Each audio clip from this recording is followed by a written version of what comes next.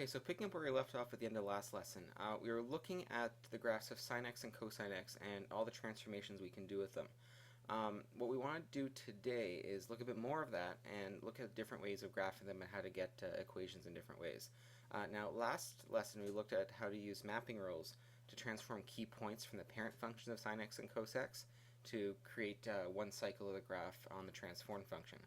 Okay, so we're going to use the same kind of idea, except instead of using map rules, I'm going to show you a different way of using those key points. That might be a little bit faster. So here are the graphs of sine x and cosine x, and again, I expect you to be aware of all the key points that are on there. Okay, so on sine x we have, this is cosine x, and cosine x we have these points right here. Okay, and on sine x we have these points right here. And we're just taking these points that we're saying are on a cycle that starts at 0 degrees. Okay, and then moves out right from there. Now we know that sine x and cos x continues forever in all directions. We're just going to look at one cycle right here. What I want you to focus on here, I'm going to come back to this later, is that again all of the key points are either on the axis, on the maximum, or on the minimum values of the graph. Okay, and we're going to use that to help us create a cycle later. Okay, so also to recall, again this is just a repeat from last lesson, the transform function of the parent function sine x and cosine x. The a value is the vertical stretch compression factor, and potentially reflection if the a value is negative, and h and k give you your horizontal and vertical shift. Okay, and again, to add on to that, we also looked at how the a, h, and k values also give you different information about the main features in the graph, such as amplitude, phase shift, and the equation of the axis. So just to remind ourselves of that, okay, looking at the transformed versions of sine x or cosine x, the a value affects the amplitude in such a way where it actually gives you the amplitude directly. H is your horizontal shift, which tells you how much it's been shifted left to right, so we call that the phase shift with dealing with sinusoidal functions. And then K affects the axis of the curve. So just a reminder, how does it affect the axis of the curve? Well, if you take a quick look at Desmos here, you can see as I change the K value, the equation of the axis changes with it. Okay, so the axis here is going to be exactly what K is. Okay, and again, as a reminder, just to see the amplitude here, as I change the value of A, I can see the amplitude change as well. So here, let's say I have an amplitude of 4. Okay, and again, just looking at the distance between the axis and the maximum, I can see that distance is 4. So again, my amplitude is my A value. Okay, and again, H is your phase shift left to right. All right, so again, all this is kind of a repeat of last lesson. Now, again, what we did last lesson to graph the transformation of parent function was to take the mapping rule, take the key points from the parent function, whether it was sine x or cosine x, and then use the mapping rule to find transform points, which are used to create a graph. Okay, and this will always work. Okay, there's nothing wrong with it, but as some of you found, it might be a little bit cumbersome to keep putting all these points to a mapping rule. But again, if we use the fact that all the key points of a sinusoidal function occur at the max or min values or along the axis, okay, we can use those key points to help create one cycle. And what we can do with those key points is divide one cycle into quarters. Okay, so if you picture a sine graph, let's say one that starts on its axis and goes up, back down to the axis, down to the minimum, and back up to the axis, what we have, these 5 key points, here, here, here, here, and here, we've now split the cycle into 4 distinct quarters. Okay, and we can use that to help create a sketch in a hopefully much quicker way. Okay, but before getting into that, let's take a look at this example right here. So here's a sketch of a sinusoidal function, and I want you to fill in what you think the missing values would be. Now again, you see that this cycle is not drawn on a Cartesian plane. I just want you to think of what the missing values along the axes are going to be. Let's deal with the vertical axes first. So we're given that the maximum value is 30, and the minimum value is 12. So where's your axis going to be? Well, your intuition might tell you is that it'll be halfway between the maximum and the minimum, which it is. Okay, so the axis is going to be 30 plus 12 divided by 2. So that's 42 divided by 2, which is 21. Okay, so you'll see the y value 21 is on the axis here. Now, as for the x values, what can we do here? Well, we notice here that the cycle starts at 20 degrees. Okay, and halfway across the cycle, we're at 100 degrees. So that is a difference of 80 degrees. So how can we find the value in between? Well, halfway in between 20 and 100, since that's 80 degrees there, is going to be 40 degrees to there. So halfway between 100 and 20 is going to be 60 degrees. Okay, and since we're going up with the same amount every single time here we're going up by 40 degrees 40 degrees. We can keep following that pattern to get the remaining missing values along the horizontal axis. So this would be 140 degrees, and this would be 180 degrees. Okay. Now, one thing I want you to notice here that we don't see too much of in 3M is that the period of this sinusoidal function is actually not 360 degrees, it's 160 degrees. It starts at 20 degrees, ends at 180. So the period is 160 degrees. Now, again, for the most part in 3M, we don't do transformations that will affect the period, either making it longer or shorter than the period of the period of the parent function. So I wouldn't necessarily expect you to come up with the equation of something like this, but again, you can see that using the idea of symmetry and using patterns, you can still find the missing values on this axis. Okay, but if I give you a function to graph, you can expect the period to be 360 degrees because, again, we're not going to shift or transform that period from the parent function, and on the parent function, sine x or cosine x, the period is 360 degrees. Okay, so now, with that out of the way, let's take a look at how we can graph the functions in a slightly faster way, potentially. So what I'd like you to do, here's a function. Okay, you see it's a transformed sine function. I want us to complete the table below, and then we're going to sketch a cycle. So I'll work through the first one together with you. Now, the first thing you can do to get the amplitude, remember the quickest way to get it is to look at the a value. Okay, so the a value here is -3, but the amplitude is a distance, and a distance cannot be negative. What the negative tells you is that you have a reflection, so the amplitude itself is just 3. Okay, you can't put an amplitude of -3, that's technically wrong because, again, a distance can't be negative. Okay, for the axis, we remember that it comes from our vertical shift. So our vertical shift here is 7, so in the parent function, the axis at y equals 0, it's been shifted up 7, the axis at y equals 7. And as a reminder, remember that the axis is an equation, so you have to have the y equals because it is a horizontal line. Okay, let's keep going. So our period is going to be 360 degrees, okay? We haven't done any kind of horizontal stretches or compressions, we don't do those in 3M, so same as the parent function, period is 360 degrees. The phase shift is our horizontal shift. Looking at our graph here, we can see that it's x minus 30 in the equation, which means the mapping will be x plus 30 degrees, which means we're shifted to the right by 30 degrees. Okay, so include the direction of the phase shift, right 30 degrees.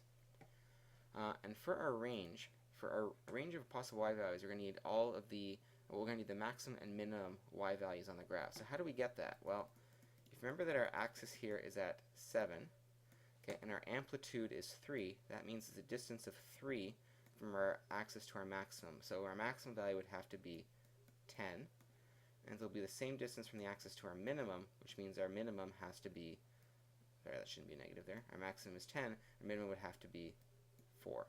So the only y values that are possible are ones between 4 and 10, so we say that y has to be between 4 and 10.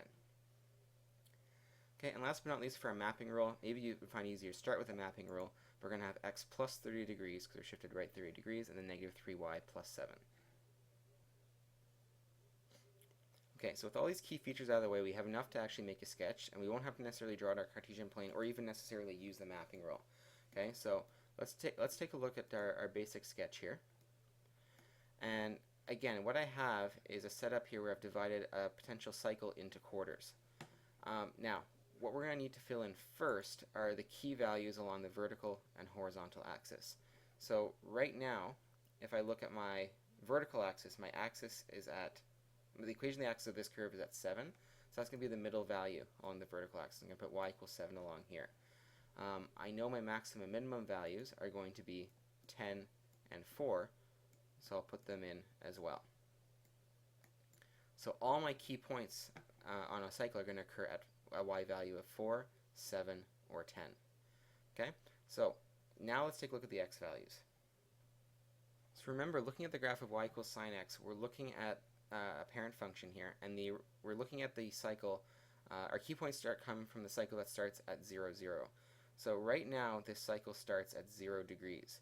Now, looking at our transformations, this has been shifted right 30 degrees.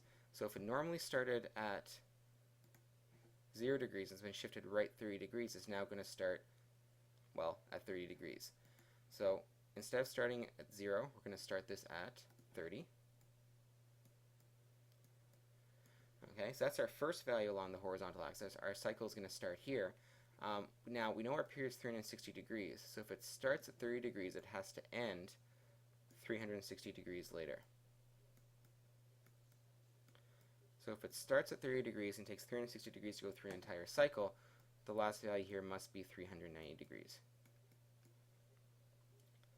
Okay, so now from there, we know that we were split into quarters here, so we have to move up 1, 2, 3, 4 times to get from 30 to 390 degrees. So we're moving up a total of 360 degrees, moving up 4 times, while each one of those times is going to be moving up 90 degrees.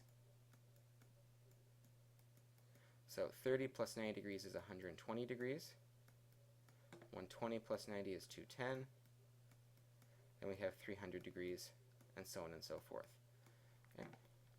There's a couple other ways you can go about doing this. Let me just declutter this so it looks cleaner.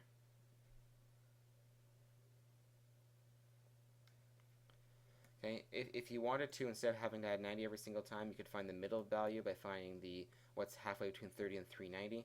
Then you could find this value by going halfway between 210 and 390, and this one by going halfway between 30 and 210. Okay, there's a lot of different ways of going about it. It's just a matter of what you're more comfortable with, but they're all going to work. Okay, so now that we have our key x values and y values drawn on the graph, okay, we can start actually drawing our cycle. Now, this is where we have to look at the type of function we're graphing. So the key thing is here, we're graphing a sine function. Okay, so our parent function is y equals sine x. So just to remind yourself, again, you should know the graph of y equals sine x by hand, or by heart by now. This cycle starts on its axis. So it's been shifted. We know we've shifted and all that, but again, this key point is on its axis. So our cycle as well has to start on its axis. So our first point is going to go right here. Okay. Then the only thing left from here is what direction do we go? Do we go up or do we go down? Well, again, let's look at our parent function.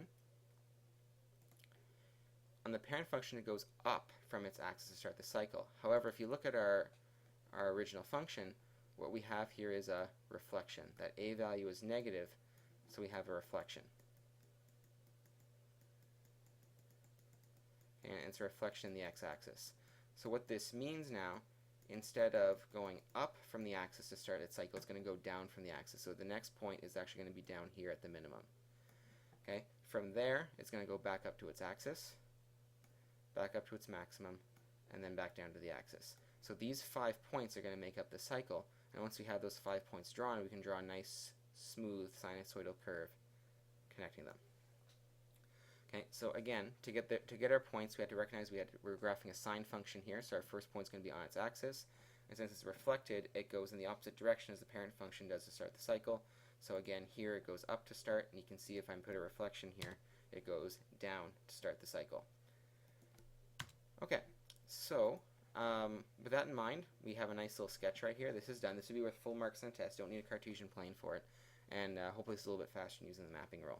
And once we've done a whole bunch of these, you'll get to the point where you can do a full sinusoidal graph in less than a minute, which is also quite handy. Okay, so what I'd like you to do now, here's another example. This one's going to be a transformed cosine graph. I'd like you to try it on your own or with a small group. And when you're ready to check the answers, push play and we'll go through it together. Okay, so take a second to check your answer here. Now again, our amplitude is 4, comes from the a value, but ignoring the negative. Axis is at y equals negative 1. Period still 360 degrees. Our phase shift is left 25 degrees because x plus 25 in the brackets here. Remember, in the mapping rule means x minus 25 degrees. And our range, remember, we take our axis, which is at negative 1, and add or subtract the amplitude. So we add 4 the amplitude to get the maximum, which is 3, subtract 4 to get our minimum, which is negative 5. So our range is anything between negative 5 and 3. You can see we get our mapping rule there as well.